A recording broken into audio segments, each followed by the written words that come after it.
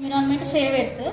అయితే మనము ఏమి చేయకపోతే ఏమేమి చేయొద్దు, డోంట్ ఫస్ట్ ఏమేమి చేయొద్దు అంటే వాటర్ పొల్యూషన్ చేయొద్దు. అంటే మనము నీళ్ళను కలుషితం చేయకుండా ఉండాలి. ఎయిర్ పొల్యూషన్, గాలిని కూడా కలుషితం చేయొద్దు. అంటే వాహనాలు ఎక్కువ నడపకుండా సైకిల్, వీలైనంత మట్టుకు 2 వీలర్స్ సైకిల్ యూజ్ చేయాలి. ప్లాస్టిక్ ఎక్కువ వాడకుండా కాటన్ బ్యాగ్స్ అట్లాంటివి యూజ్ చేయాలి.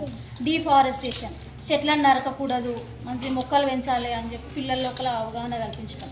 సౌండ్ పొల్యూషన్ కూడా మనం చేయకూడదు. నెక్స్ట్ దీని ద్వారా డిసీజెస్ వస్తాయి. అంటే ఇవి చేయకపోవడం అనేది దీని కాన్సెప్ట్ సార్. మరి ఏమేమి చేయాలని నెక్స్ట్ డూస్: సేవ్ వాటర్, నీళ్ళని పొదుపు చేయాలి. సేవ్ ట్రీస్, చెట్లను కాపాడాలి. సేవ్ యానిమల్స్ అండ్ బర్డ్స్, జంతువులని పక్షులని రక్షిస్తుండాలి. నెక్స్ట్ సేవ్ ఎనర్జీ, అంటే మనం స్కూల్ అయిపోయిన తర్వాత లైట్స్ ఫ్యాన్స్ అవన్నీ కూడా ఆఫ్ చేసి వెళ్ళాలని. ఈకో ఫ్రెండ్లీ, అంటే పిల్లలకు కూడా ఇంటి దగ్గర ప్రతి ఒక్క మొక్కను పెంచి ఒక రిలేషన్ ఏర్పాటు చేయాలని. గ్రో మోర్ ప్లాంట్స్, చాలా మొక్కలను పెంచాలి. Grow green. సేవ్ ఎర్త్, అయితే మనం ఈ ఎర్త్ని ఇవి చేయడం వల్ల మన ఎర్త్ ఎట్లుంటుందంటే ఇట్లా హ్యాపీగా ఉంటుందని. ఇవి చేయడం వల్ల మన ఎర్త్ ఎట్లయితుందంటే ఇట్లా సాడ్, ఏడుస్తుంది అని. Sad earth, happy earth. అంటే మనం ఇప్పుడు ఏం చేయాలి? డూస్ చేయాలన్నా డోంట్స్ చేయాలన్నా? డూస్ ద్వారా వీళ్ళకు అవగాహన కల్పించడం.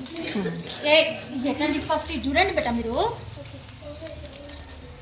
వి get from plants and trees, మనం చెట్ల నుంచి ఏమేమి వస్తుంది అంటే మనకి మెడిసిన్ అంటే మీకు తెలుసు కదా, ట్యాబ్లెట్స్.